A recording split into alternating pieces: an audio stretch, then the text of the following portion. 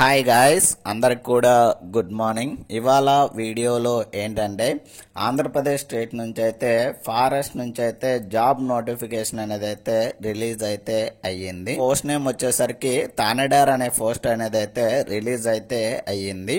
So దీని యొక్క notification number వచ్చేసరికి 13/2025 అండి. సో నోటిఫికేషన్ రిలీజ్ అయింది వచ్చేసరికి 9వ తేదీ సెప్టెంబర్ 2025 అయితే మనకైతే నోటిఫికేషన్ అనేది అయితే రిలీజ్ అయితే అయ్యింది. సో దీనికి శాలరీ వచ్చేసరికి 20,600 నుంచి 63,660 వరకు అయితే మనకైతే శాలరీ అనేది అయితే ఇవ్వడం అయితే జరుగుతుంది. సో మొత్తం మనకు ఈ యొక్క తానేడార్ అనే పోస్ట్కి రిలీజ్ అయినటువంటి జాబ్స్ వచ్చేసరికి 10 జాబ్స్ అనేది అయితే రిలీజ్ అయితే అయ్యాయి. అండ్ నెక్స్ట్ ఏజ్ లిమిట్ విషయానికి వచ్చేసరికి 18 నుంచి 30 సంవత్సరాల మధ్యలో అయితే మనకైతే ఏజ్ లిమిట్ అనేది అయితే ఉండాలి. సో అది ఎప్పటికంటే 1 జూలై 2025 నాటికైతే మనకైతే 18 నుంచి 30 సంవత్సరాల మధ్య అయితే ఏజ్ అయితే ఉండాలి. సో అఫీషియల్ వెబ్సైట్ వచ్చేసరికి మనం అప్లై చేయడానికి psc.ap.gov.in అనే వెబ్సైట్లోకి వెళ్ళైతే మనమైతే అప్లై చేయాల్సిందైతే ఉంటుంది. So online application starting date వచ్చేసరికి 11వ తేదీ సెప్టెంబర్ 2025 స్టార్ట్ అయ్యి 1వ తేదీ అక్టోబర్ 2025 వరకు అయితే మనమైతే అప్లై చేసుకోవడానికైతే టైం అయితే ఉంటుంది. సో దీనికి సంబంధించి ఫుల్ డీటెయిల్స్ అయితే చూద్దాము.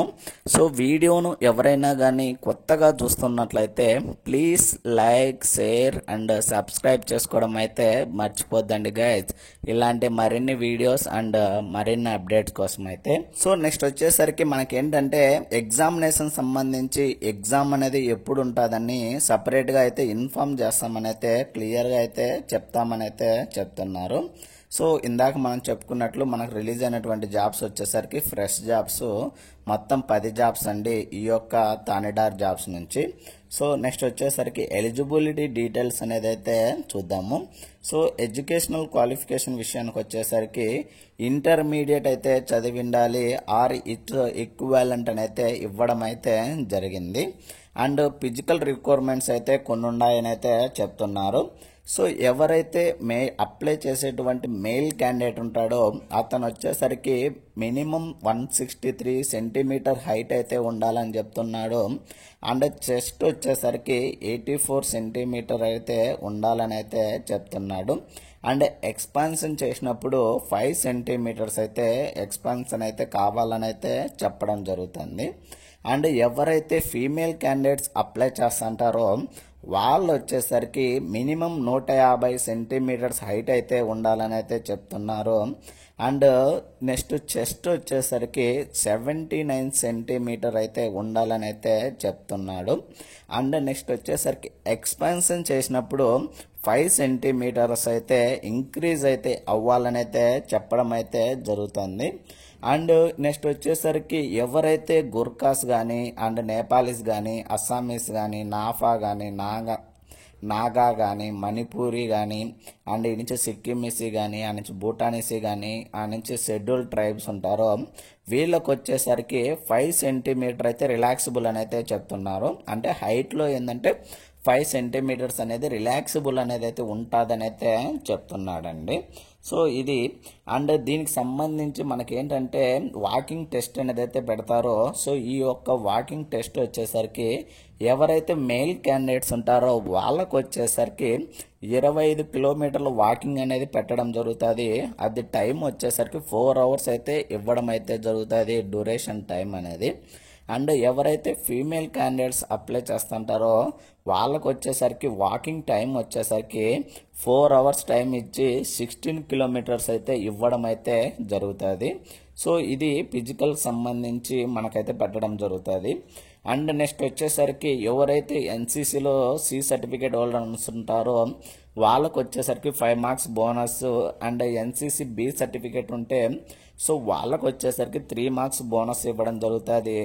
అండ్ ఎవరైతే ఎన్సీసీ ఏ సర్టిఫికేట్ హోల్డర్ ఉంటారో వాళ్ళకు వచ్చేసరికి 1 బోనస్ మార్క్స్ అనేది అయితే ఇవ్వడం అయితే జరుగుతుంది. ఆల్రెడీ మనం ఏజ్ లిమిట్ అయితే చెప్పుకున్నాము. మినిమం 18 సంవత్సరాలు ఉండాలి, మ్యాక్సిమం 30 సంవత్సరాలు ఉండాలి. సో అది ఎప్పటికంటే 1 జూలై 2025 నాటికనైతే ఆల్రెడీ మనం చెప్పుకున్నాము.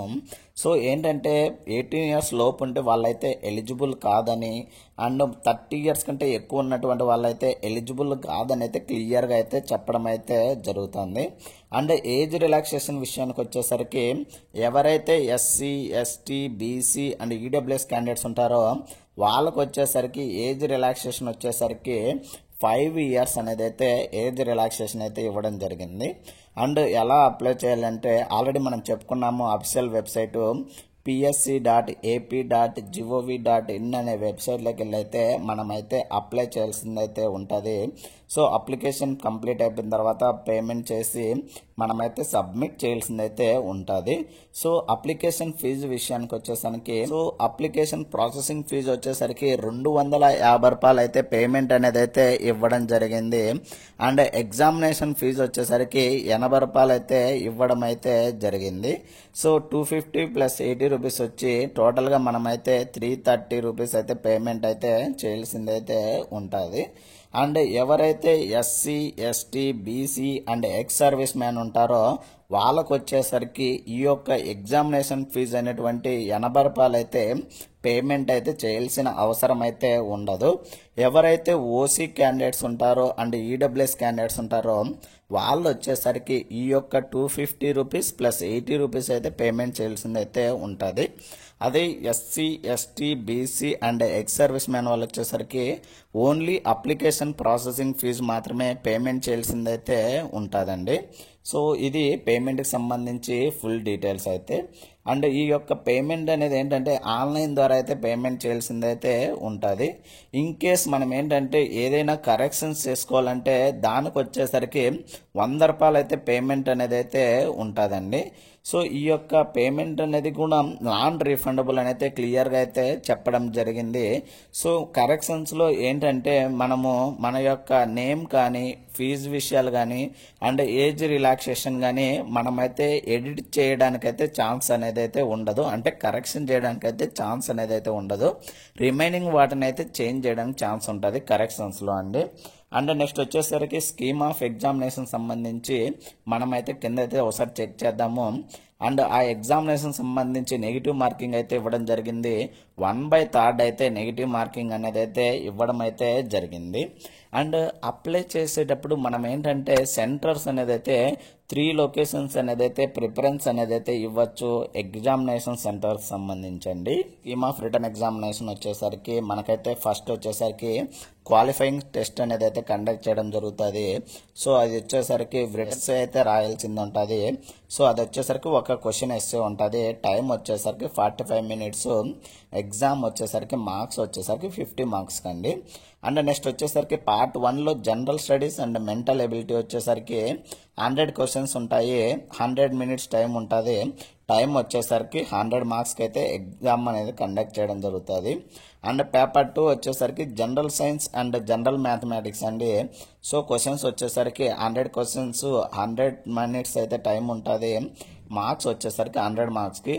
టోటల్గా మనకు వచ్చేసరికి 200 మార్క్స్కి ఎగ్జామ్ అయితే కండక్ట్ చేయడం అయితే జరుగుతుంది. సో నెగిటివ్ మార్కింగ్ విషయానికి వచ్చేసరికి ఆల్రెడీ మనం చెప్పుకున్నాము 1/3 అయితే నెగిటివ్ మార్కింగ్ అనేది అయితే ఉంటుంది. సో ఇక్కడ ఏంటంటే మనం రిటర్న్ ఎస్సే అనేది అయితే ఉంటుందని అయితే చెప్పుకున్నాం కదా. సో ఈ యొక్క రిటర్న్ ఎస్సేకి సంబంధించి సిలబస్ ఏంటనేది అయితే చూద్దాము. ఎస్సే టాపిక్ వచ్చేసరికి theme relating to forest and environment related అయితే ఉండాలంట. అంటే ఫారెస్ట్ అండ్ ఎన్విరాన్మెంట్ రిలేటెడ్ మనమైతే ఎస్సే అనేది అయితే రాయాల్సిందైతే ఉంటుంది. తర్వాత వచ్చేసరికి మనకి పార్ట్ 1లో 100 మార్క్స్ ఉంటుంది. General studies and mental ability అండి. సో దానికి సంబంధించి సిలబస్ అనేది ఇవ్వడం జరిగింది.